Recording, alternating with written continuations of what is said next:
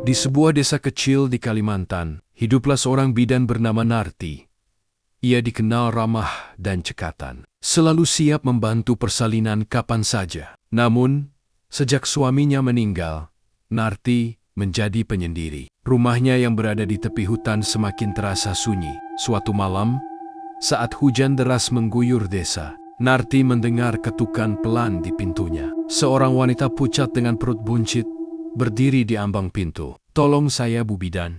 Saya akan melahirkan," ujarnya dengan suara lemah. Tanpa ragu, Narti mempersilakan wanita itu masuk. Ia segera menyiapkan segala keperluan persalinan. Namun, ada yang aneh dengan wanita ini. Ia sangat pendiam, tatapannya kosong, dan kulitnya terasa dingin seperti es. Proses persalinan berjalan lancar, dan seorang bayi lahir dengan selamat. Narti merasa lega, namun keanehan semakin menjadi jeti. Wanita itu menolak menyusui bayinya, dan terus menatap Narti dengan tatapan yang sulit diartikan. "Anda harus istirahat. Biar saya yang menjaga bayi ini," kata Narti.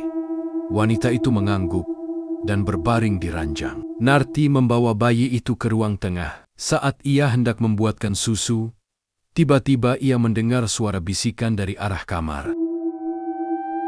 Tolong! Narti terkejut. Ia segera berlari ke kamar dan mendapati wanita itu sudah tidak ada di ranjang. Jendela kamar terbuka lebar, dan hanya tirai kelambu yang bergoyang ditiup angin malam. Narti mencari ke sekeliling rumah, namun wanita itu menghilang tanpa jejak. Ia kembali ke ruang tengah dan mencoba menenangkan diri. Namun, suara bisikan itu kembali terdengar. Kali ini lebih jelas dan menakutkan.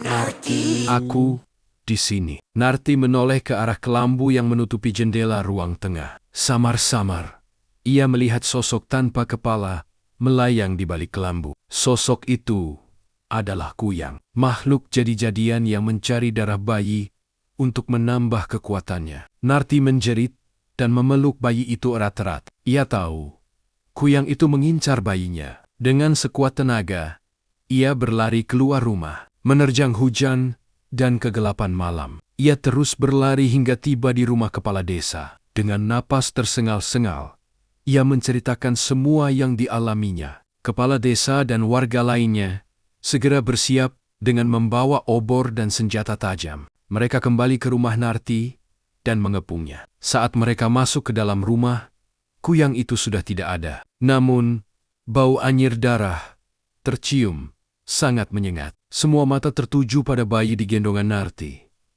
Bayi itu menangis tanpa henti, seolah merasakan aura jahat yang baru saja pergi. Kepala desa, Pak Harjo, memerintahkan para pemuda untuk mencari jejak Kuyang di sekitar hutan. Sementara itu, para wanita membantu Narti membersihkan rumah dan menenangkan bayi. Namun, Narti merasa ada yang ganjil. Bayi itu terus menatapnya dengan tatapan kosong, persis seperti wanita yang melahirkannya. Malam-malam berikutnya, Narti tidak bisa tidur nyenyak. Ia selalu mendengar suara bisikan di balik kelambu, memanggil namanya dengan nada yang semakin menakutkan. Ia mencoba mengabaikannya, namun rasa takutnya semakin menjadi-jadi. Suatu malam, saat semua orang terlelap, Narti terbangun karena suara tangisan bayi yang sangat keras. Ia segera menghampiri bayinya dan mencoba menenangkannya. Namun, bayi itu semakin histeris, menunjuk-nunjuk ke arah kelambu. Dengan gemetar,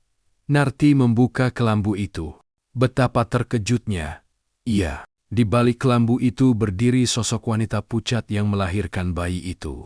Wanita itu tersenyum sinis, memperlihatkan gigi-giginya yang runcing. "Kau tidak bisa lari dariku, Narti," bisik wanita itu dengan suara serak. "Bayi itu adalah milikku." Narti mencoba melarikan diri, namun wanita itu dengan cepat menghalanginya. Ia mencengkeram tangan Narti dengan kuku-kukunya yang panjang dan tajam.